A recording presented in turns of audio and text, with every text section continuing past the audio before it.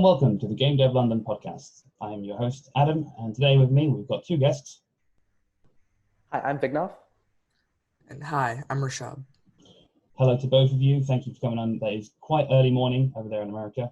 I think we're on an 8-hour shift between here and you. So today we're going to be chatting about Zigantic. We're going to be chatting about playtesting and what you can do as game developers to improve your testing, that kind of thing. So without any further ado, let's start with what is playtesting?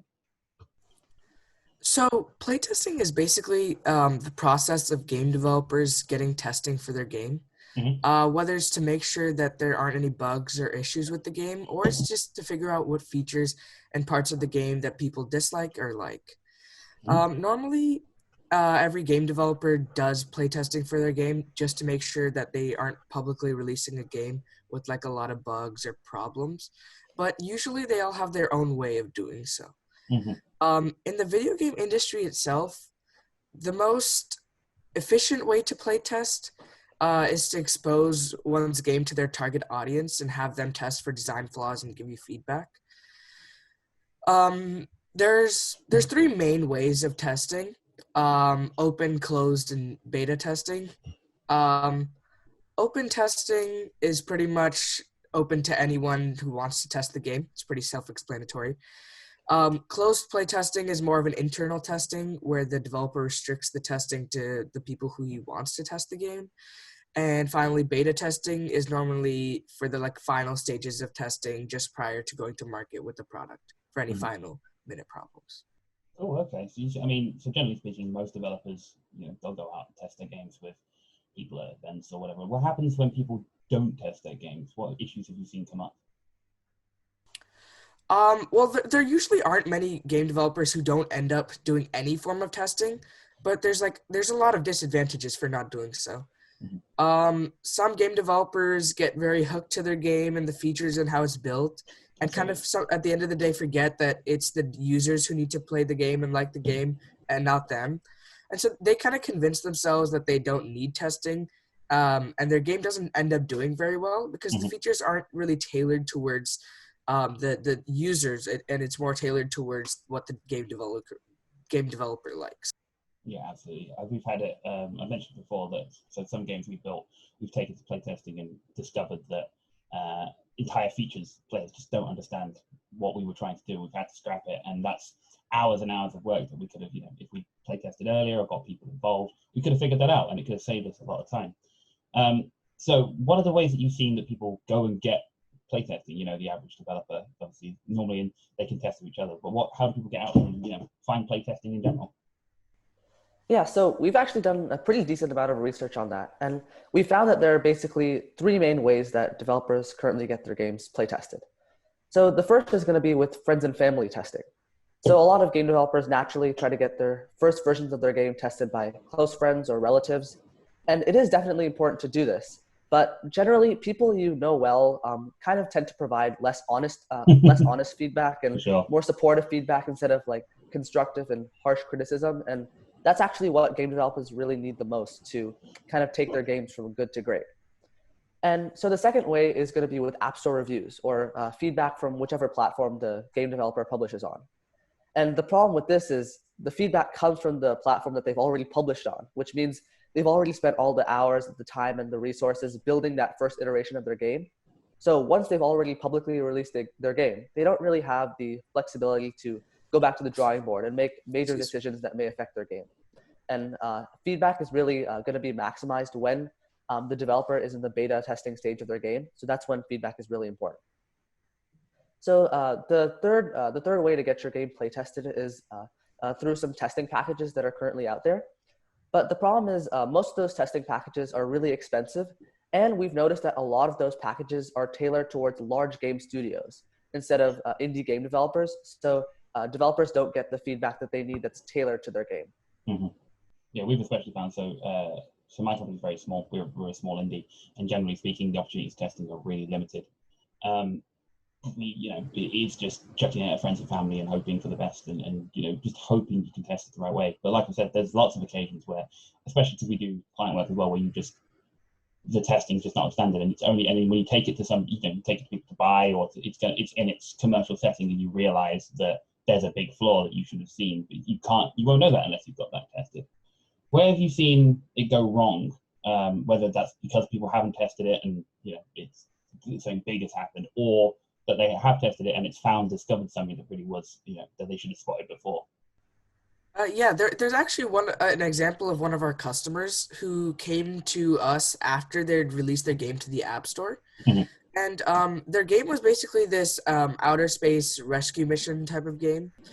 And when they got the feedback from their users, a lot of them said that the developers needed to change a very important part of the game, which was the movement of the spaceship. Okay. Which kind of meant that they had to go all the way back and adjust that feature to fit what the users need. And it would have been more efficient for them to come to us before they had released and been able to fix that before it went to the App Store. Mm-hmm. I think that's one of the big things. You sort of highlight one of the big things there, is that a lot of people I've spoken to, they see testing as like, oh, if the player jumps up at this exact moment, then they might be able to clip through this. It goes much further than that. It actually can find flaws in your game that are much more inherent than that. Things that you are as a developer can be too close to what you're working on, and sometimes you overlook. And that's where you need people and companies and things out there who are well versed in that to sort of help you take a step back and look at your game objectively and to figure out what it is that's right and what it is that's wrong as well. So speaking of the companies that do that, Zigantic have come in and are sponsoring the Game Dev London podcast. So thank you very much for that. So let's talk about Zigantic and what is it that you guys do? What is Zigantic? Sure. So Zigantic is basically a game testing company that provides indie game developers with unbiased data from the target audience of most game developers, which we found is high school students. So we basically provide insights about what hooks players, we identify what causes player drop-offs, and we think that most importantly, we try to uncover what about your game stimulates users the most.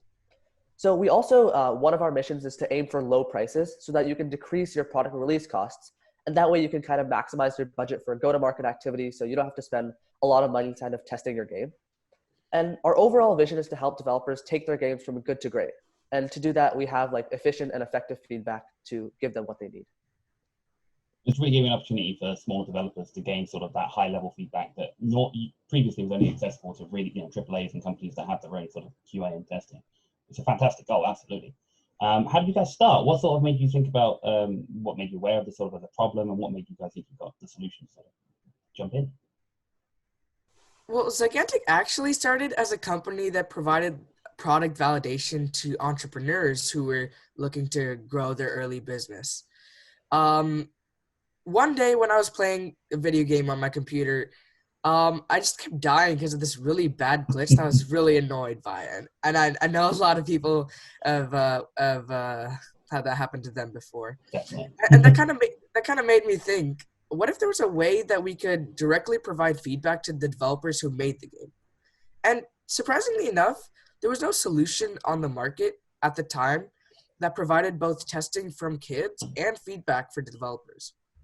We originally thought that we could make a forum that connected the developers to the users, but Reddit and Discord were already too big in that segment. Mm-hmm. So we kind of shifted to the idea of solving the problem of unappealing game features before it even becomes a problem through playtesting. We slowly narrowed down our target segment to indie game developers because we realized that they were the ones that needed the cheap and reliable way to get testing. Absolutely. I mean, like as I sort of alluded to before, certainly ourselves, but I've come across a lot of companies who they sort of get forced into a situation where they either have to pay for expensive events, stands and things that, at really big game shows, which again are not necessarily targeted at small indies. They provide space for them, but often, if you miss out on bursaries or grants or whatever, then you are paying large amounts of money for a stand just for testing, really. And a little bit of advertising, but really it's that feedback that you need. And bringing sort of democratizing it in a way that sort of gets it into people's homes, because that is the case for indie developers. A lot of them they have to work from home, and it is every penny spent is vitally important.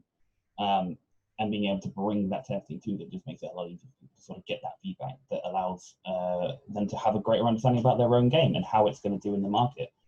with that in mind, what are the sort of things that you provide to indie developers? What services do you provide? Yeah, so we basically have three main packages for developers. So our bronze package basically includes raw survey responses to developers' questions. So those questions may be things like, how hard was level 3 of your game? Or did you like this specific feature? So the reason we provide that is the answers to those questions help developers uncover specific features of their games that players may not like, and that way they can improve their games. So our silver package provides those raw survey responses, but we also provide tester emails or some other contact info. And the reason we do that is because developers can then sort of take those contacts and ask follow-up questions to the testers and get more feedback or get some of their follow-up questions answered, and that'll help them improve their games even more. Mm-hmm. So then our gold package includes everything from the previous two packages, but we also have one 5-minute screen recording of gameplay for every 5 testers requested. So if developers can look at the way players are playing the game, then they can understand what the user's kind of thought processes are as they're playing the game and how they can sort of fix any problems that arise. And we also have an add-on of screen recording analysis. So we provide machine learning video processing based insights that kind of utilize the user clickstream and estimate player emotions. And we turn that data into determining the developer's exact next steps to easily improve their games and design better features. So one really important package is we also offer trend analysis. So we don't just give the users the raw survey responses, but we also take all those responses and figure out the main trends across all of the different feedback. So we can kind of make a list of simple steps that the developers have to follow. And so those are our main paid packages, but really our goal is to help improve our developers' games in any way possible. So if developers aren't really comfortable with starting with paid testing at first, we also have a lot of sort of free tips and tricks to get feedback at the least cost. And those are things like visiting local universities and getting the game design students to try it out, or going to existing game networking meetups and talking to other developers and getting advice. Mm-hmm. That's definitely one side of one of the benefits of a company sort of running through testing is that you have the benefit of experience of a lot of testing of different games, that you can see common problems, you start to get ideas of what classic issues and that kind of thing. And so there's that extra level of support that you guys have and can provide and support people with, that you're here for the developers, not just as like a cut and dry, that's it. It's a two-way street. It's trying to work with people to improve their games. And also it's the fact that there's the classic use case, which is that if you want to see someone truly test your game, you want to give them the game, stand back, don't tell them anything, let them play it, and that kind of thing, which is incredibly difficult for anyone to do. I know I've sat there and watched someone struggle with my game and immediately like, oh, let me just jump in and show you the buttons and but really you're not getting the feedback that you need. Whereas it's both abstracted away from the indie developer while still providing them that opportunity, like you said. Depending on what you need and what you go for, you have the ability to sort of connect with the played experience as opposed to the individual and learn from what they did. And that the value of that and taking you away from it while still giving you the experience is vitally important, I think. So that being the case, if you come across any great use cases so far, has anyone really gained from the experience of working with you guys? Has there been some fantastic things that people have learned? What's come up so far? Yeah, definitely. So one of the developers we worked with, he basically had this spaceship game where you had to navigate your spaceship through this constantly changing world of obstacles. And what he told us was that there were a few flaws in his game that he recognized, but he didn't really know how to fix. So one of them was an example of an obstacle that kept dropping from the ceiling. And the way he had built it was that no player could actually navigate around that obstacle. It was impossible to pass. So the feedback really ironed out that flaw for him. And basically, our testers' feedback helped him figure out how to fix the motion of that obstacle so that it wasn't impossible to navigate around. And overall, he really liked our services. And he said he's decided to reach out to us for future iterations of his game and future games that he makes. Excellent. Yeah, and that feeling has pretty much been consistent across like all the developers that we've serviced. Another great use case would be our first customer ever, who was building a card-based strategy game. He didn't know it at the time, but one of his biggest flaws for the game was that was the tutorial itself. Because while he understood it, a lot of the newcomers who were playing his game didn't. Of course. And that was a problem because they couldn't play the game properly afterwards. Our testers' feedback helped the developer fix the tutorial so that the rest of the game was very easy to understand for everyone else. You touched on two fantastic points there. Like the fact, one, we've been to events and not even thought of adding the tutorial. and then had people just kind of look at the controls and just not get it. And easy things like that, the moment you stick it in somebody's hands, it's going to pop up and they're going to realize what the issues are. But also games that, live or die by testing, and it changes on a genre by genre basis. You mentioned, strategy games. The balance of a strategy game only comes from testing and from people playing it and understanding what happens. So the fact that you've had people like that come across and have gained that kind of thing from it is fantastic. And you've got people coming back and back again from game on game because what they're finding is invaluable. What is it on top of the stuff that you do in terms of, obviously, testing is just so valuable by itself?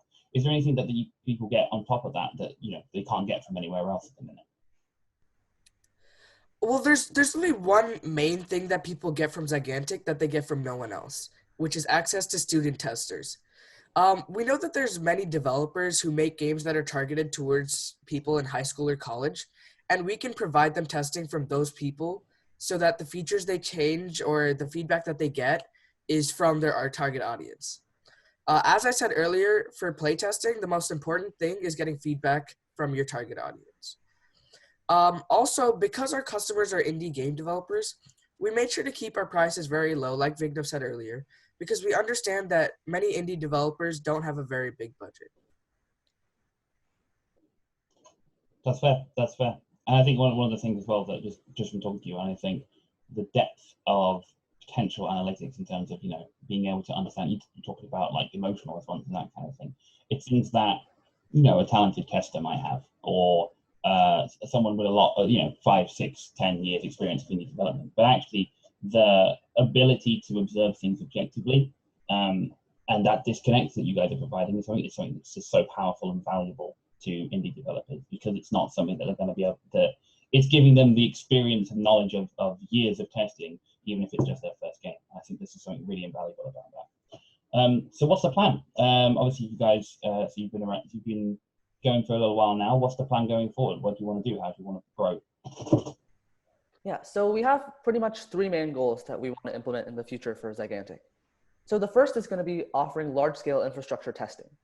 And because indie game developers don't usually have like the computational resources that large game studios might have, their servers might not always hold up when thousands of people across the world all join the game.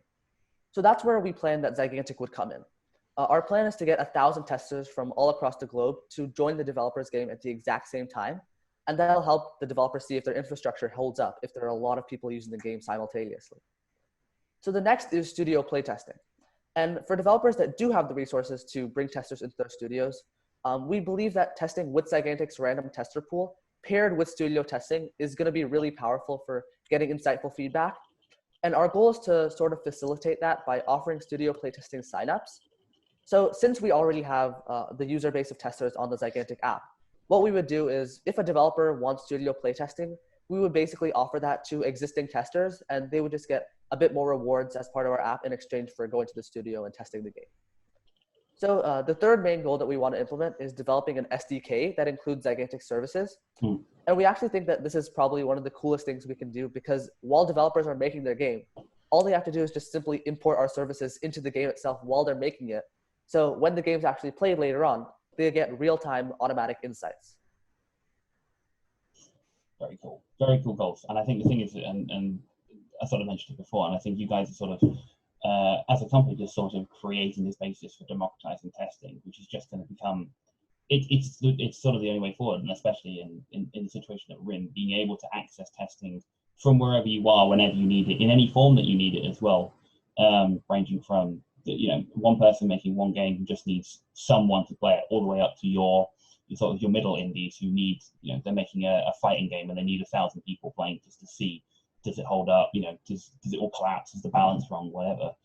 The fact that that's where you want to go is that it's both very cool and it's going to be really interesting to keep an eye on. So I'm looking forward to that.